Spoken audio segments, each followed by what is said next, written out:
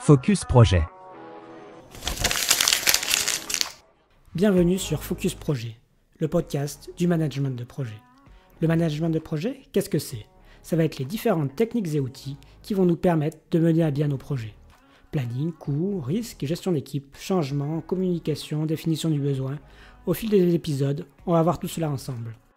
Alors que tu sois le directeur de projet de la prochaine Gigafactory ou que tu te retrouves à t'occuper des projets de ton entreprise en plus de ton travail, abonne-toi. Ce podcast va simplifier la réussite de tes projets. Quand on parle de chef de projet, on pense souvent à une personne qui gère un projet. Mais il arrive aussi qu'une seule personne doive s'occuper d'une multitude de petits projets en parallèle. Comment faire dans ce cas pour arriver à bien gérer tous les projets sans rien oublier ? C'est ce que l'on voit aujourd'hui avec Dorothée Esnault. Bonjour Dorothée. Bonjour Tanguy. Comment ça va ? Ça va bien. Tu veux peut-être commencer par te présenter déjà ? Oui, très bien. Écoute, merci Tanguy pour l'invitation dans ton podcast et merci d'animer ce sujet. Donc pour me présenter, moi j'ai fait une école d'ingénieur en fait et un master spécialisé dans le management de portefeuille de projet. Ensuite, j'ai travaillé pendant 12 ans dans une grande entreprise française de cosmétiques à différents postes en développement de produits, donc plutôt sur des postes de chef de projet, puis manager d'équipe dans un contexte de mise en place d'une nouvelle organisation liée au développement de nouveaux produits. C'est une des équipes qui coordonnent en fait les lancements de nouveaux produits et les projets transverses qui sont liés à cette activité. Et ensuite, pendant 3 ans, j'ai travaillé en finance. Du coup, aujourd'hui, j'accompagne en tant qu'indépendante les équipes de cosmétiques et du complément alimentaire qui ont envie et surtout besoin de mieux délivrer leurs projets de développement produit. Du coup, on travaille ensemble sur la stratégie, l'organisation des équipes de développement et la structuration de leurs process et outils pour qu'ils puissent conduire leurs projets plus sereinement et dans les temps. Pour commencer, en se basant sur ton expérience dans le développement de produits cosmétiques, quelle va être la différence, selon toi, entre un chef de projet qui va mener 1 ou 2 gros projets et un autre qui va pouvoir en mener une multitude en parallèle de plus petits projets, 5, 10 ou 30 par exemple ? Ouais, effectivement. Alors, c'est une des différences. C'est vrai que dans ces domaines-là, on a des portefeuilles de projets qui sont conséquents. Hein. Souvent, un chef de projet, il va plutôt avoir entre 20 et 50 développements produits à suivre en parallèle. Comme l'expliquait Johan dans ton dernier podcast sur en fait la différence entre le projet et le produit, dans ce type d'activité, on va coordonner toutes les initiatives qui vont viser à soit lancer des nouveaux produits, soit modifier des produits existants. Et en fait, ces initiatives-là vont devenir des projets à part entière. Et le chef de projet va avoir pour objectif de maîtriser les impacts sur la définition produit, le prix et le timing. Donc, ce qui est différent par rapport à quand on gère un seul projet, c'est que là, on est vraiment dans une activité de développement. C'est une activité qui est au cœur des entreprises de ce secteur-là. C'est une activité R&D, opération.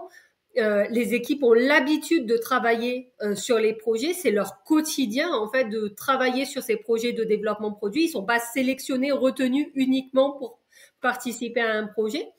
Il y a des portefeuilles de projets qui peuvent être très importants, mais il y a aussi un fort taux de répétabilité. C'est-à-dire qu'on va suivre sur le développement produit toujours le même process, même si on vise un résultat unique qui est le produit in fine.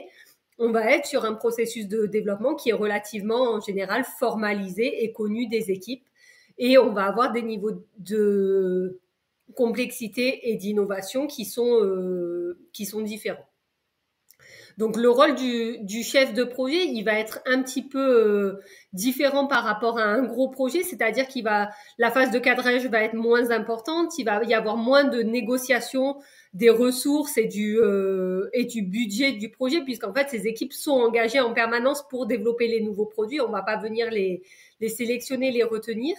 Et en général, on va pas faire travailler les équipes en dehors de leur scope habituel dans un projet. C'est vrai qu'on peut elles peuvent intervenir pour leurs compétences métiers, mais c'est vrai qu'elles peuvent intervenir avec des interactions avec d'autres métiers dans des conditions un peu différentes que leur quotidien. Alors que là, dans les projets développement produit, ils interviennent sur vraiment leur cœur de métier technique, en fait. Donc voilà, on travaille dans des environnements multi-projets qui sont assez forts sur un process qui est très structuré et avec des équipes qui ont l'habitude de travailler ensemble au quotidien. Pour résumer, si je comprends bien, les points selon toi qui permettent de suivre un grand nombre de projets en même temps, ça va être tout d'abord d'avoir des équipes sur les projets qui sont durables dans le temps, qui vont développer tous ces projets en parallèle et enchaîner ces projets d'une manière continue. Cela va permettre de limiter le turnover et la phase d'apprentissage que l'on retrouve en général en début de chaque projet. L'autre aspect, c'est d'avoir des projets qui, même s'ils restent tous différents, sont assez similaires les uns aux autres. Cette similarité permet de mettre en place des processus standardisés dans la réalisation des projets et simplifie leur gestion. Exactement, mais du coup, tu vas avoir des livrables projets qui sont toujours les mêmes.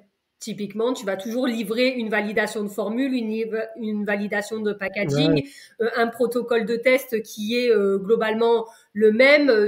Voilà, il y a des étapes que tu vas ajuster, mais c'est vrai que les livrables et sur chaque phase du projet, elles sont bien définies et c'est toujours les mêmes selon les projets. Il y a des projets où tu vas faire un peu plus light, un peu plus rapide, mais globalement, tu serviras toujours les mêmes livrables. Ouais, on retrouve pour tous les projets un déroulement similaire avec la même structure et les mêmes livrables. En fonction des spécificités des projets, on peut avoir quelques variations, mais les projets sont assez semblables. C'est ce qui permet de plus facilement les gérer de cette manière-là. Ouais, exactement. Et du coup, là, le rôle du chef de projet, il va vraiment être de conserver l'alignement de l'équipe autour de la définition produit. C'est-à-dire d'assurer que l'équipe travaille toujours bien sur la bonne définition produit, que les estimatifs de coûts qui sont rendus, les protocoles de test qui sont définis, les phases d'industrialisation sont bien sur la bonne définition produit. Et c'est vraiment, ça va vraiment être son rôle dans le projet, c'est de conserver cet alignement. Si je comprends bien, au-delà du bon suivi et de l'avancée du projet, l'idée, c'est que le chef de projet a un rôle de garant de l'adéquation entre les objectifs du projet et ce qui est produit. Exactement. Maintenant qu'on a posé ce cadre, quelles sont les problématiques qui vont se poser au chef de projet lorsqu'il travaille dans ce type d'organisation où l'on met de front une multitude de projets ? Déjà, une des principales difficultés, c'est d'arriver à répertorier tous les projets qui sont menés, parce que finalement, sur un développement produit, tout le monde a beaucoup d'imagination. Et du coup, tout le monde t'as la phase de lancement où là, tout le monde s'aligne pour lancer le produit.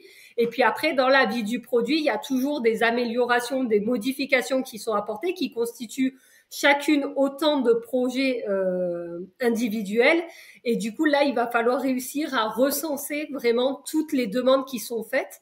Donc, il y a vraiment ce travail d'identifier et de répertorier les différentes initiatives. Donc, sur un lancement, on va viser le bon du premier coup, et sur les retravaux, il va falloir vraiment centraliser et mutualiser pour optimiser le nombre de modifications qui sont faites sur un produit. C'est vrai que quand tu touches à un produit, tu vas essayer de grouper un maximum de modifications pour pas avoir à une fois changer la formule, 6 mois après changer l'emballage, 4 mois après le site de production. Enfin, vraiment, tu vas essayer de grouper les initiatives.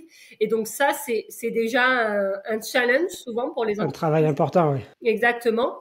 Et ensuite, une fois que tu as récolté cette base, que tu as créé cette grosse base de projet, il va falloir arbitrer, en fait, sur les priorités, parce que forcément la capacité de tes équipes de développement, elle est limitée, et du coup tu vas devoir arbitrer et choisir en fonction de tes priorités business et de ta capacité de développement ce sur quoi tu vas.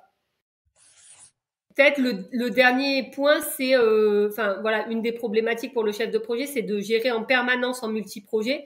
C'est que tu as très peu d'instances qui sont mono-projets. En fait, les instances sont en général faites pour que tu sois en multi-projet et que tu parles un coup d'un produit, un coup de l'autre, avec les mêmes interlocuteurs. Donc toujours un jeu de ping-pong et d'organisation pour que tu aies les bons interlocuteurs fonction de la phase du projet et d'essayer d'optimiser un peu les participations. Comme tu l'as dit, il est nécessaire de bien identifier toutes les initiatives et tous les projets. Je suppose que c'est pour être sûr de ne pas oublier un projet tout seul dans un coin. Exactement. En plus de ce que l'on vient de voir, tu as des conseils ou des astuces pour essayer d'éviter cela et ne pas se retrouver avec un projet ou des exigences qui seraient complètement passées à la trappe, parce que je suppose que malheureusement, ça doit arriver. Ouais, alors ça peut arriver. Moi, ce que j'aime bien recommander dans ces cas-là, c'est d'avoir une seule porte d'entrée, en fait, et de se dire que les initiatives, elles sont recensées par un métier. Alors, c'est souvent un ou deux métiers. Tu as souvent le marketing qui va centraliser des demandes de modification ou d'amélioration sur les produits ou avoir besoin d'un plan de retravail du produit. Et tu as le chef de projet plutôt côté opération qui va pouvoir centraliser les demandes des autres services. Et du coup, il faut vraiment qu'il y ait qu'un seul input et une seule porte d'entrée sur les projets. Donc, ces services centralisent les demandes et ensuite, on met en place les projets, on les fait arbitrer et tout ça pour éviter que ces deux services en plus qui travaillent vraiment en binôme.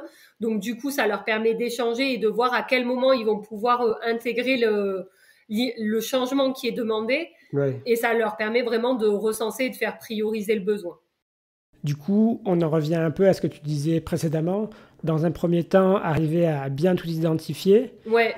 Puis constituer une base recensant toutes les demandes et tous les besoins entrants. Exactement. Et le deuxième fonctionnement que j'aime bien aussi, c'est plutôt un fonctionnement par vague, c'est-à-dire que si tu lances un petit produit par un petit produit par un petit produit par un petit produit, chacun avec leur timing et leurs données d'entrée, c'est compliqué parce qu'il y a beaucoup d'informations à suivre en même temps, alors que si tu as un fonctionnement un peu plus par vague où tu lances 5 produits qui vont avancer avec les mêmes délais pour répondre au même objectif. On voit, c'est des lancements par gamme en général dans ces entreprises. Donc, du coup, là, tu as des groupements de projets qui s'opèrent et des vagues de projets. Et du coup, tu as moins tendance à oublier la petite demande ou le petit projet qui vient un peu graviter tout seul. Et ça simplifie aussi, je suppose, la gestion.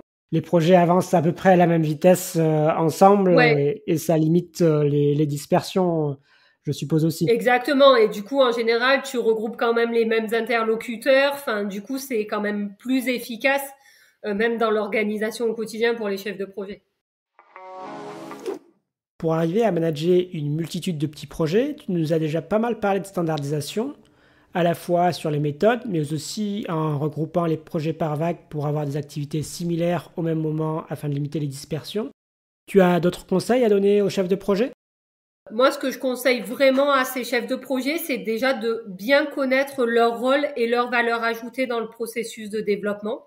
C'est vrai que c'est des métiers où les chefs de projet vont se considérer pas comme un expert du développement parce qu'ils vont pas faire la formule, ils vont pas faire le pack. Donc du coup, il faut bien qu'ils aient conscience et confiance dans leur rôle et leur valeur ajoutée. C'est les seuls à avoir la vision 360 degrés du développement, à avoir une certaine neutralité vis-à-vis du projet et ce qui s'y passe, d'avoir la vue sur la définition produit et du coup de pouvoir apporter en permanence de la clarté sur le développement et sur le projet et sur ce qui se passe. Donc ça, c'est un de mes conseils.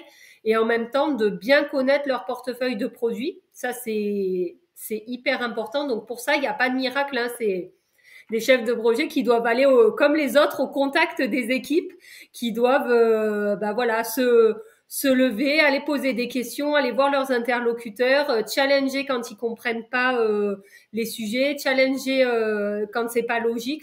Ils ont vraiment ce rôle-là. Ça, c'est le premier conseil peut-être. Le deuxième, c'est de bien planifier tous ces développements avec des rétro-plannings qui sont assez détaillés. On peut pas planifier un développement produit avec 4 grands jalons.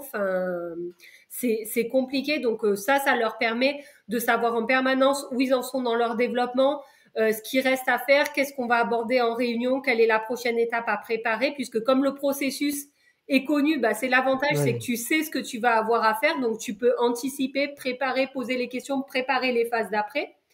et ensuite de responsabiliser au maximum les acteurs sur leurs actions du rétro-planning. En général, c'est comme ça que ça se passe, mais chaque acteur est plutôt responsable de sa partie et quand ça dérive, il vient vers le chef de projet pour qu'on traite la problématique plutôt que le chef de projet à courir derrière chaque expert métier pour savoir où il en est. J'allais dire, et ça marche réellement parce que c'est quand même souvent au chef de projet d'aller solliciter et...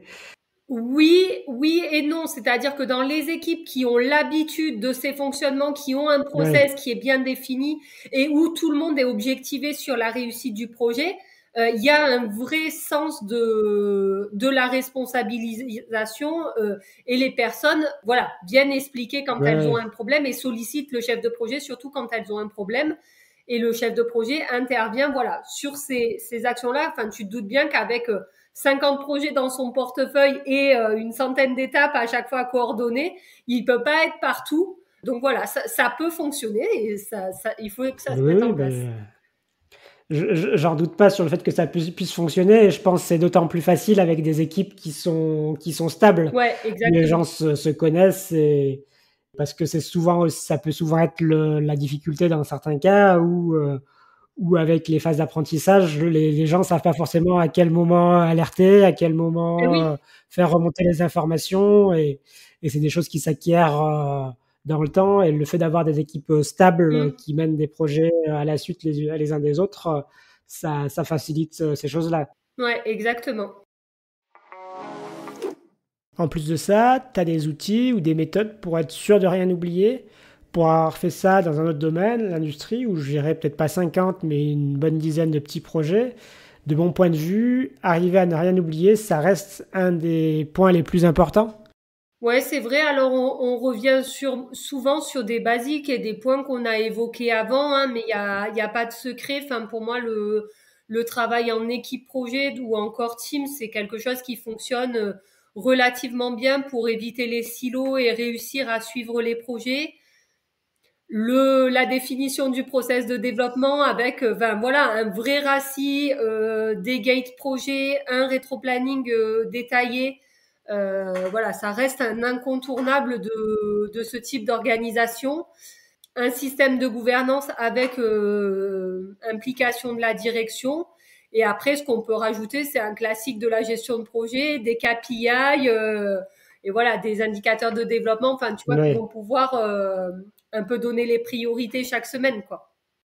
ouais, vérifier qu'il y ait pas un projet qui traîne la patte. Ouais, voilà, exactement. Et de pouvoir, bah, en tout cas, en parler en temps réel et suffisamment tôt pour pouvoir le remettre sur les rails. On s'est plutôt concentré jusque-là sur la vision des chefs de projet. Si on se place au niveau des entreprises, tu as des conseils sur les organisations à mettre en place dans cette situation? On a déjà évoqué la standardisation des processus et le développement par vague. D'autres choses? Pour moi, il y a vraiment ce côté bien faire les bons projets. Donc vraiment, tout repose dans la centralisation des informations et le processus de sélection des projets. Ça, c'est quelque chose au niveau de l'organisation qui peut se faire. Il y a le côté objectiver l'ensemble des équipes sur la réussite des projets et notamment sur le respect des dates de mise à disposition des produits. C'est-à-dire que c'est pas la responsabilité uniquement du chef de projet, mais chacun est acteur et donc du coup à ce titre-là, il peut y avoir une vraie objectivation de l'ensemble de l'équipe sur le sujet. Concrètement, ça veut dire que c'est dans les objectifs individuels de chacun et c'est quelque chose qui est mesuré. Donc, je pense que ça, c'est quelque chose qui porte ses fruits. Et l'implication de la direction, hein, on ne dira pas assez, mais sur les projets développement produit, enfin, comme sur les gros projets, les directions sont très impliquées. Donc, pour moi, il y a implication forte de la direction sans pour autant monopoliser la décision. C'est ce qu'on voit un peu trop souvent, c'est que ben, la décision doit remonter très très haut pour être prise, ce qui a quand même ce qui freine en fait Oui. l'avancement des projets. Donc du coup, voilà, il faut trouver le bon juste milieu et positionner la décision au bon endroit. On commence à avoir bien fait le tour et tu nous as donné des bons conseils. Des questions que j'aurais oublié de te poser ou quelque chose que tu voudrais rajouter sur ce sujet? Non, écoute, je crois qu'on a fait un bon tour du sujet. Et puis, s'il y a des questions, les personnes savent où nous trouver respectivement. Je suis disponible sur LinkedIn. J'ai aussi une newsletter dédiée aux chefs de projet de l'industrie cosmétique. Donc, faut pas hésiter à te solliciter. Exactement. Très bien. Merci beaucoup et à bientôt. Merci Tanguy. À bientôt. Encore merci Dorothée pour tes conseils. J'espère que son point de vue et son expérience des projets liés au développement des produits cosmétiques vous aura donné des idées d'organisation si vous avez à mener une multitude de petits projets simultanément. Vous avez des questions, vous souhaitez approfondir le sujet, venez en discuter avec nous sur LinkedIn. Cet épisode vous a plu? Abonnez-vous à Focus Projet sur votre plateforme préférée et parlez-en autour de vous. À la semaine prochaine.